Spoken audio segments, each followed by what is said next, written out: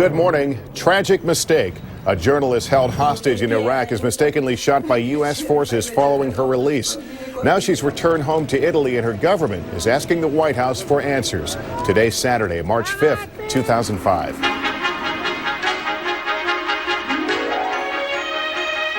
From NBC News, this is Today, live from Studio 1A in Rockefeller Plaza.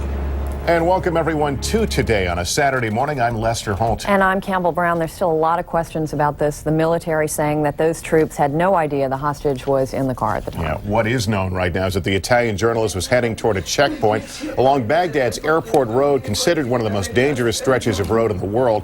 When U.S. troops apparently warned her convoy to stop, the soldiers fired on the car. They wounded the journalist and killed an Italian intelligence agent traveling with her. Coming up, we'll head to Italy for the latest on this story and look at why both civilians and U.S. troops face dangers at Iraqi checkpoints. And this weekend, Martha Stewart is enjoying the comforts of home for the first time in 5 months. Stewart was released from prison on Friday, but now she'll begin court-ordered house arrest. That's not keeping her, though, from planning her comeback on television and in the business world, and we'll get into that in this half hour. Then we're going to have an update on a California man who was mauled by chimpanzees at an animal sanctuary on Thursday. His wife is speaking out about their ordeal in an exclusive interview. Also, on a lighter note, we'll get a demonstration from some teenagers who are taking snowboarding to new extremes. Yeah, we're going to get ready for spring, and we believe it will happen. We'll have tips for starting a container garden, and then great new spring fashions for men and women. But first, let's get a check of the rest of the day's top news stories. MSNBC's Natalie Morales is at the news desk this morning. Good morning, Natalie. Good morning, Campbell and Lester, and good morning, everyone. And more now on the return home of that Italian journalist held captive in Iraq. NBC's Keith Miller is in Rome with the very latest. Keith, good morning. Good morning, Natalie. Well, the journalist arrived safely back tomorrow. A street party in her honor, Natalie. Now they're talking about turning it into an anti-war rally. Keith Miller in Rome. Thank you very much, Keith. And more fallout after the training death of Marine recruit Jason Tharp. 3 more drill instructors and 4 swim instructors have been suspended, bringing the total number of Marines on suspension to 8. Tharp drowned while training at Parris Island, South Carolina. Police searching for Jessica Lunsford, the missing 9-year-old from Florida, say they have no leads. Police also announced that Jessica's grandfather admitted having a decades-old criminal record for planning a kidnap, battery, and attempted rape, though officials say there is no indication he is involved in his granddaughter's disappearance.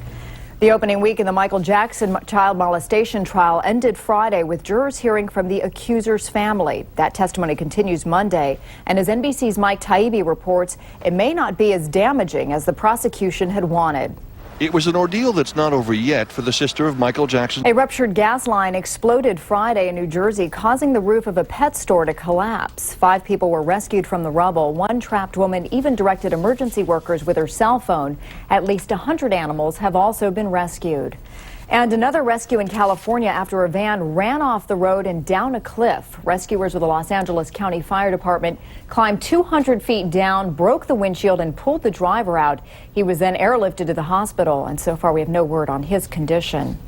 That's the latest news. Now back over to Lester, Campbell, and Janice. Natalie, thanks very much. And we want to get a first look now at your Saturday forecast. And Janice Huff is with us. Good morning. Good morning to both of you. Good morning, everybody. We're going to focus in on Southern California. Here's Lester. Janice, thanks very much. On Close Up this morning, tragic shooting. More now on the accidental shooting of that freed Italian hostage by U.S. forces. Retired General Wayne Downing is an NBC News analyst. General, good morning to you, and thanks for joining us. Good morning, Lester. The U.S. troops who are manning that checkpoint say they... There are new details in the case of missing 9-year-old Jessica Lunsford. You're welcome. We just want to add that anyone with information is urged to call the Citrus County Sheriff's Department. That number, 352-726-1121. And now here's Lester. All right, Campbell, thanks. Martha Stewart is spending the weekend at her $16 million New York estate following her release from prison on Friday. But as NBC's Ann Thompson reports, it will be some time before Stewart will be truly free. Taking advantage of her limited freedom, Martha Stewart walked the grounds of her Bedford, New York farm. Here she will serve the next phase of her sentence, 5 months home confinement. Her first day watched not by guards, but photographers. Martha, what are you doing today? Just getting acclimated. It's a lot different here than it always is. The federal prison in West Virginia seemed a world away as Stewart, who avoided cameras going into prison, courted them. I really miss life. Cameras will play a critical role in her comeback. The key is television, because that is the platform that will drive everything. Media analyst Paul Kim says Charles Gasparino is a senior writer for Newsweek and the author of the book Blood on the Street. And Mr. Gasparino, thank you very much for joining us. Thanks for having me. It's kind of come full circle for you. You were out front of the story when you were with the Wall Street Journal. Tell me your thoughts now to watch it come to this point where she's back home. It's a pretty amazing journey for her. I mean, This is Today on NBC.